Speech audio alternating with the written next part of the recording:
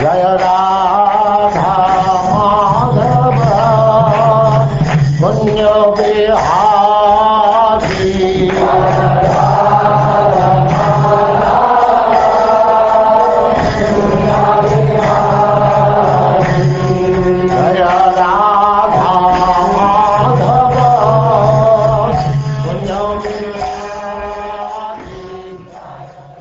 And now chapter 8. The sons of Sagara meet Lord Kapiladeva. Gopijana Vallabha Girivaradhari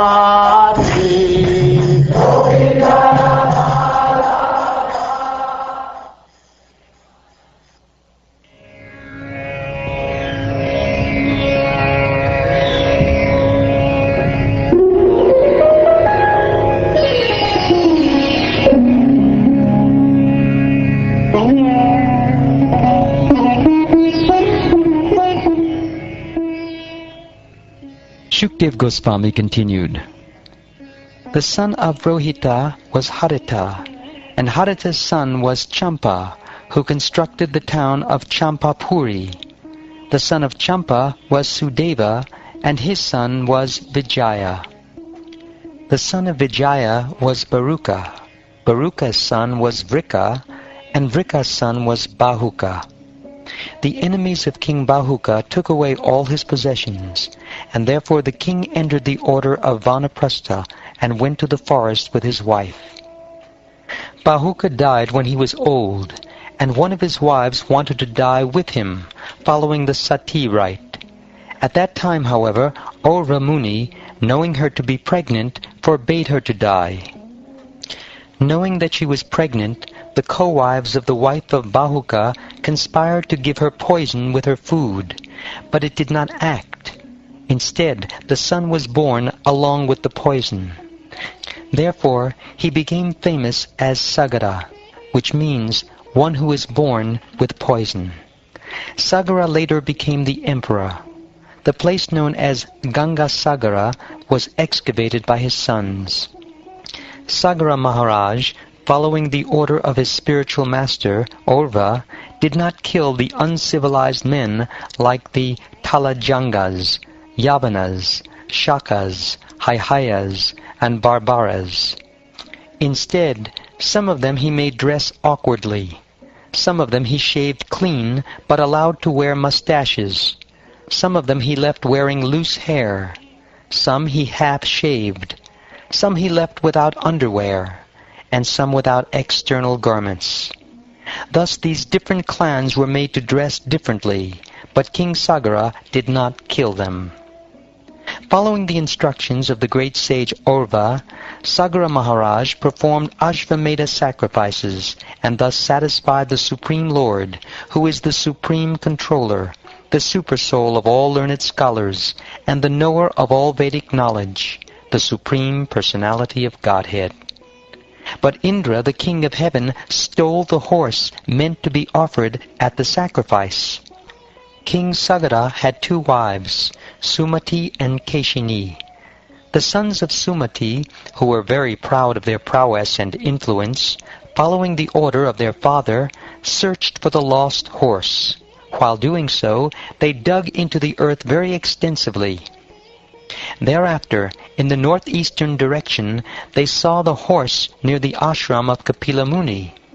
"Here is the man who has stolen the horse," they said. "He is staying there with closed eyes. Certainly he is very sinful. Kill him! Kill him!"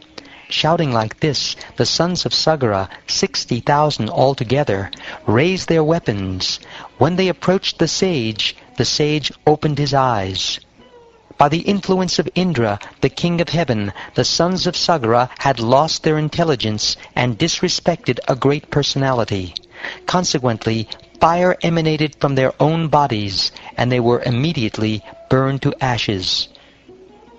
It is sometimes argued that the sons of King Sagara were burned to ashes by the fire emanating from the eyes of Kapila Muni. This statement, however, is not approved by great learned persons, for Kapila Muni's body is completely in the mode of goodness, and therefore cannot manifest the mode of ignorance in the form of anger, just as the pure sky cannot be polluted by the dust of the earth. Kapila Muni enunciated in this material world the Sankhya philosophy, which is a strong boat with which to cross over the ocean of nescience. Indeed, a person eager to cross the ocean of the material world may take shelter of this philosophy. In such a greatly learned person, situated on the elevated platform of transcendence, how can there be any distinction between enemy and friend? Among the sons of Sagara Maharaj was one named Asamangjasa, who was born from the king's second wife, Keshini. The son of Asamangjasa was known as Amshuman, and he was always engaged in working for the good of Sagara Maharaj, his grandfather. Formerly, in his previous birth, Asamangjasa had been a great mystic yogi, but by bad association he had fallen from his exalted position. Now, in this life, he was born in a royal family and was a Jati Smada. That is, he had the special advantage of being able to remember his past birth. Nonetheless, he wanted to display himself as a miscreant, and therefore he would do things that were abominable in the eyes of the public and unfavorable to his relatives. He would disturb the boys sporting in the river Sarayu by throwing them into the depths of the water. Because Asamangjasa engaged in such abominable activities, his father gave up affection for him and had him exiled. Then Asamangjasa exhibited his mystic power by reviving the boys and showing them to the king and their parents. After this, Asamangjasa left Ayodhya. O King Pariksit, when all the inhabitants of Ayodhya saw that their boys had come back to life, they were astounded, and King Sagara greatly lamented the absence of his son.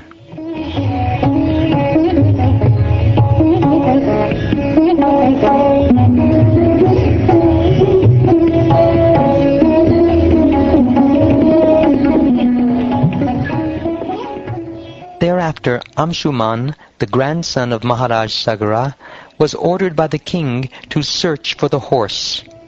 Following the same path traversed by his uncles, Amshuman gradually reached the stack of ashes and found the horse nearby. The great Amshuman saw the sage named Kapila, the saint who is an incarnation of Vishnu, sitting there by the horse. Amshuman offered him respectful obeisances, folded his hands, and offered him prayers with great attention. Amshuman said, "My lord, even Lord Brahma is to this very day unable to understand your position, which is far beyond himself, either by meditation or by mental speculation. So what to speak of others like us, who have been created by Brahma in various forms as demigods, animals, human beings, birds, and beasts? We are completely in ignorance. Therefore, how can we know you, who are the transcendents? My lord, you are fully situated in everyone's heart, but the living entities, covered by the material body, cannot see you, for they are influenced by the external energy conducted by the three modes of material nature. Their intelligence being covered by Sattva Guna, Rajoguna, and Tamoguna, they can see only the actions and reactions of these three modes of material nature. Because of the actions and reactions of the mode of ignorance, whether the living entities are awake or sleeping, they can see only the workings of material nature. They cannot see your lordship. O my lord, sages freed from the influence of the three modes of material nature, sages such as the four Kumaras, Sanat, Sanaka, Sanandana, and Sanatana, are able to think of you, who are concentrated knowledge. But how can an ignorant person like me think of you? O completely peaceful Lord, although material nature, fruit of activities, and their consequent material names and forms are your creation, you are unaffected by them. Therefore your transcendental name is different from material names, and your form is different from material forms. You assume a form resembling a material body just to give us instructions, like those of Bhagavad Gita, but actually you are the supreme original person. I therefore offer my respectful obeisances unto you. O my Lord, those whose hearts are bewildered by the influence of lust, greed, envy, and illusion, are interested only in false hearth and home in this world created by your Maya. Attached to home, wife, and children, they wander in this material world perpetually. O super soul of all living entities, O personality of Godhead, simply by seeing you, I have now been freed from all lusty desires, which are the root cause of insurmountable illusion and bondage in the material world.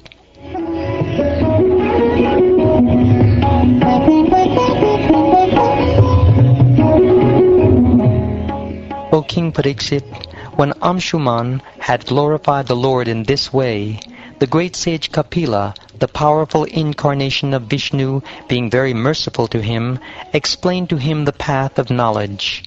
The personality of Godhead said, My dear Amshuman, here is the animal sought by your grandfather for sacrifice. Please take it. As for your forefathers, who have been burnt to ashes, they can be delivered only by Ganges water, and not by any other means.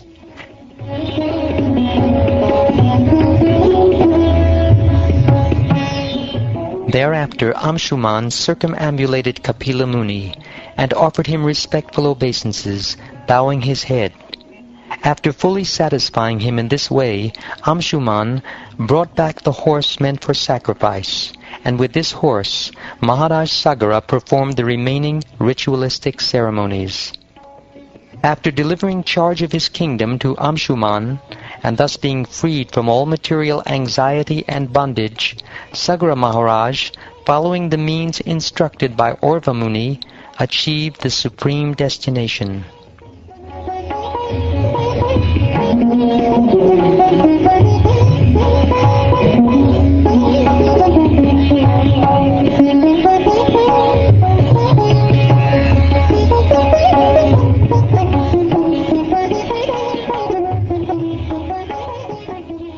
Thus ends the 8th chapter of the 9th canto of the Śrīmad-Bhāgavatam, entitled The Sons of Sagara Meet Lord Kapiladeva. Jaya Radha Madhava Punya Vihari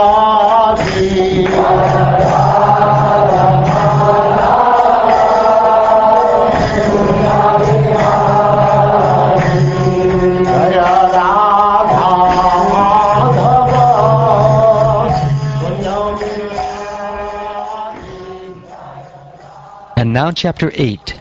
The sons of Sagara meet Lord Kapiladeva.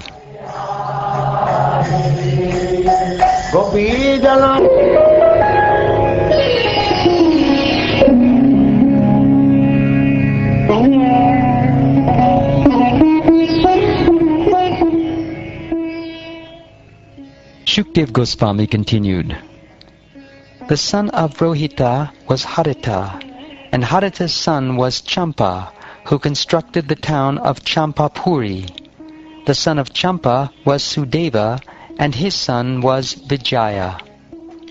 The son of Vijaya was Baruka. Baruka's son was Vrika, and Vrika's son was Bahuka. Vallabha Girivaradhari